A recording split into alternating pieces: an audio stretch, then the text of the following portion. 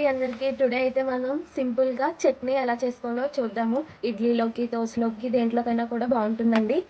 First అయితే oil వేసుకున్నాము. Oil heat అయిన తర్వాత దీంట్లోకి చిన్న ఉల్లిపాయ అండి, చాలా మీడియం సైజులో చిన్నది తీసుకున్నాము. పచ్చిమిరపకాయలు ఒక 4 పచ్చిమిరపకాయలు అయితే తీసుకోండి. చిన్న వెల్లుల్లిపాయ ముక్క, కొంచెం అల్లం, 2 వెల్లుల్లిపాయ రెబ్బలు వేసుకొని ఫ్రై చేసుకోవాలి. అలాగే ఒక 5 ఎండుమిరపకాయలు,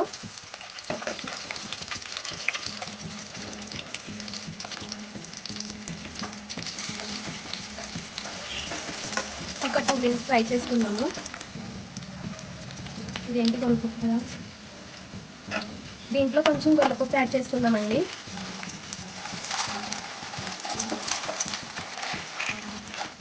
అలానే వేరుశనగ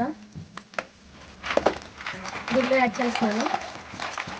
మనం ఎంత క్వాంటిటీలో కావాలో దాన్ని బట్టి తీసుకోండి. గుళ్ళు వేసుకున్న తర్వాత ఒక 5 మినిట్స్ ఫ్రై చేసుకోవాలి. ఇవైతే బాగా వేగిపోయినాయండి. దీంట్లో ఒక కొబ్బరికాయ అయితే తీసుకొని చిన్న చిన్న ముక్కలుగా చేసుకున్నాము, అదైతే యాడ్ చేస్తున్నాను. ఒక 2 మినిట్స్ ఒక జస్ట్ అలా కలిపేసుకొని మనం ఇంకా ఆపేసుకోవచ్చు గ్యాస్ అనేది. కొంచెం చింతపండు,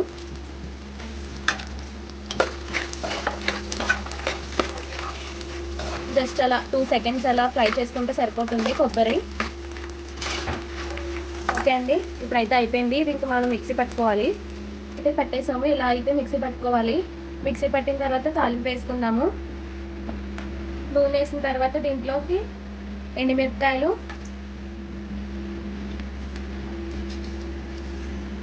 కొంచెం పచ్చెనపప్పు, ఆవాలు, జీలకర్ర,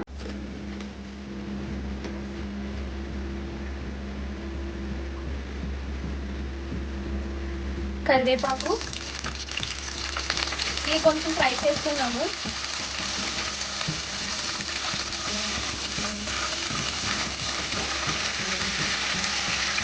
ఇప్పుడు మనం చట్నీ చేసినప్పుడు గుళ్ళు అయితే డైరెక్ట్గా వాటిని పొట్టు తీయకుండా వేసేసుకున్నామండి.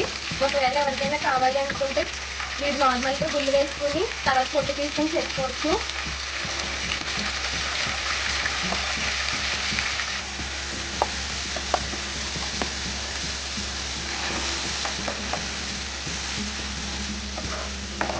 ఓకే అండి, చట్నీ అయితే అయిపోయింది.